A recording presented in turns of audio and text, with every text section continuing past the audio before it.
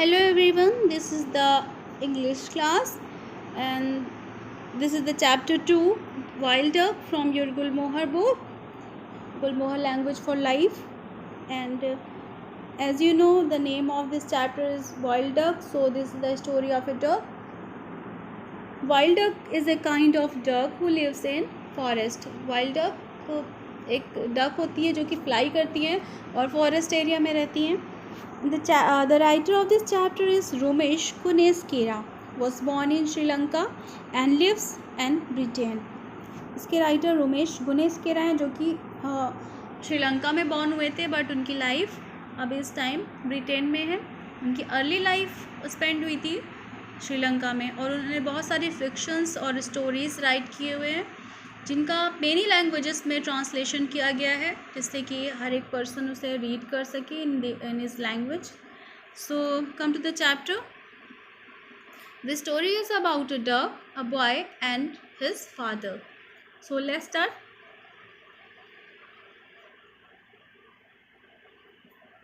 They will come from over there. The man pointed at a red volcanic hill. He and the boy both had guns resting across their knees. They sat facing each other in a small motionless boat with the oars tucked in. Are you ready? He asked his son. Yes. Boy and his father went for shooting. Boy और उसके father shooting के लिए गए हुए थे. किसकी shooting? Ducks की, wild duck की शूटिंग. और the father was teaching to boy that how to shoot the duck. और फादर उन्हें सिखा रहे थे कि कैसे शूट करना है. Father and his boy were set in a motionless boat. Motionless boat में वो बैठे हुए थे. What is the means of motionless?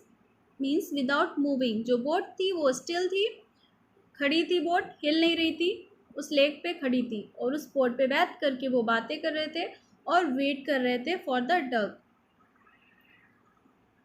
वो कैसे बैठे हुए थे? दे were facing each others.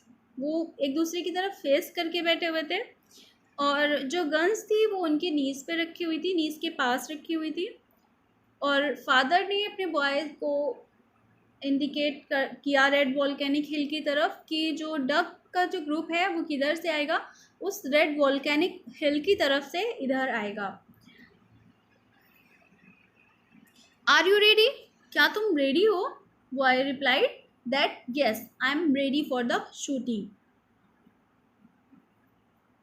They come in clouds, huge clouds moving very fast. He moved his arm in a wide sweep. He opened his arm out in a swift, wide curving movement, rocking the boat.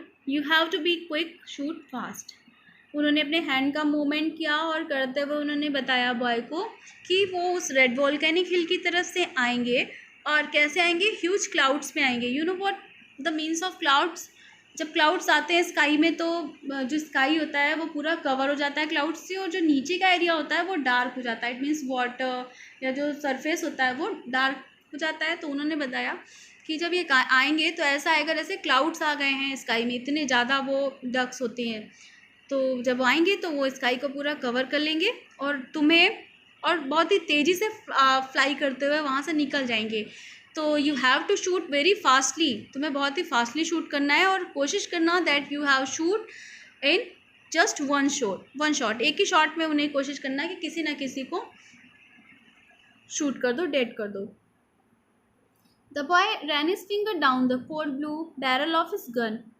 Boy बहुत ही carefully इनकी बात सुन रहा था और अपने barrel means जहाँ से गन शूट की जाती है, गन में नीचे जो लगा होता है जिसको पकड़ करके शूट किया जाता है, उससे बैरल को बार बार वो टच कर रहा था अपने फिंगर से मिनट बाय मिनट और बहुत ही केयरफुली अपने फादर की बात सुन रहा था. They were waiting for the duck. Totally वो बहुत देर से वेट कर रहे थे उन डक्स का और टाइम स्पेंड होता चला जा रहा था. वो आफ्टरनून में आए थे और इट वॉज लेट आफ्टरनून. आपको पता है कि जब स्काई में जैसा कलर होता है वैसा ही कलर वाटर सरफेस पे शो होता है. तो उस टाइम जब वो आए थे तो काफ़ी येलो कलर था, उसके बाद ऑरेंज हुआ, देन रेड कलर हो गया स्काई का, और then mauve swept means light purple colour, red, orange, mauve shaped, इस ऐसे कलर स्काई में आ रहे थे और वाटर पे दिख रहे थे। इट वॉज लेट आफ्टरनून, बहुत ही लेट हो गया था वेट करते करते, but it was time for the shooting, लेकिन बहुत जल्दी वो टाइम आ गया था जब उन्हें शूट करना था। फादर ने आस्क किया, have you loaded your gun? Boy replied, dad yes I have loaded, I am ready for the shooting. आने दो, जैसे ही वो आएंगे I am start to shooting. Father again बोलते हैं, remember aim well ahead, you have to imagine the flight path. याद रखो तुम्हें अपने एम पर ही अपना टारगेट करना है, एम को देखे रहना है आपको और उसी पे अपना निशाना लगाना है। इमेजिन करना है उनका फ्लाइट पाथ, इट मीन्स कि उनका कोई रोड तो होता नहीं है कि उस रोड के थ्रू वो जाएंगे सीधा, तो इमेजिन करना है कि फ्लाइंग पाथ उनका किधर से जा रहा है और वो रुकेंगे भी नहीं कि मुझे शूट कर लो, वो अपना फ्लाई करते रहेंगे, बहुत ही फास्टली फ्लाई करेंगे। तो तुम्हें इमेजिन करना है और बहुत ही केयरफुली शूट करना है। तो शूट करना dead on is not easy, shooting करना वो भी उड़ते हुए बर्ड पे, तो इट इज़ नॉट ईजी, बहुत ईजी वर्क नहीं है ये, but you have to manage with just one shot.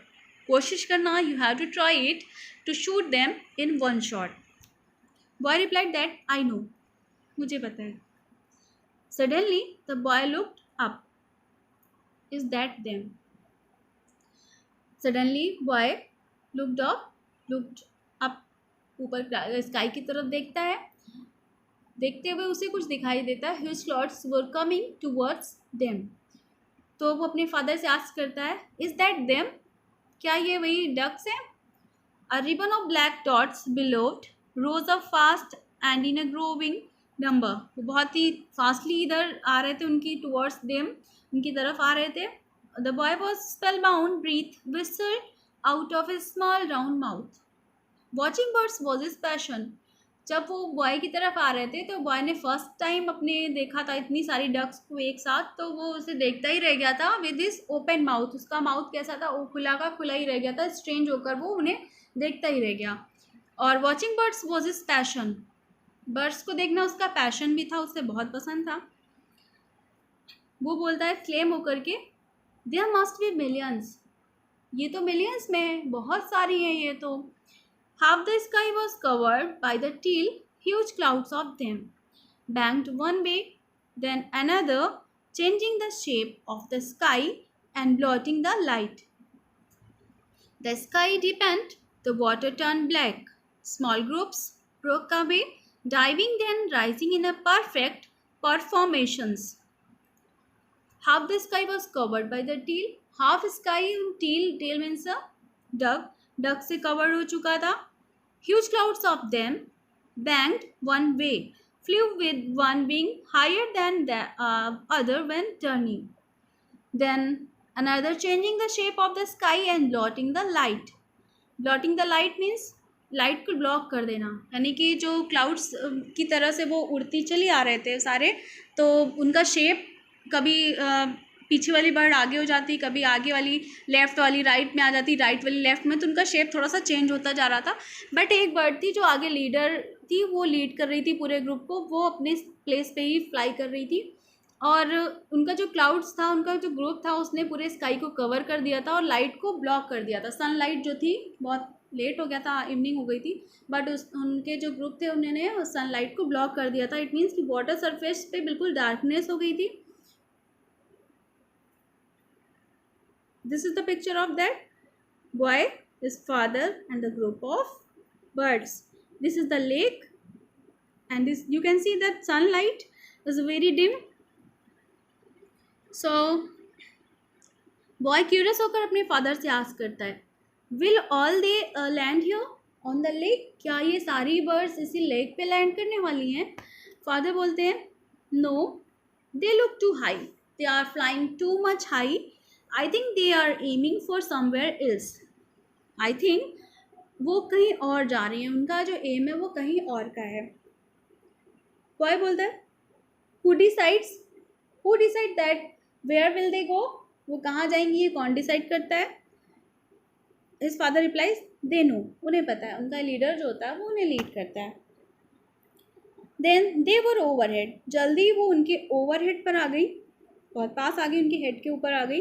The sky filled with the masses of birds in flight, a flurry of bird calls.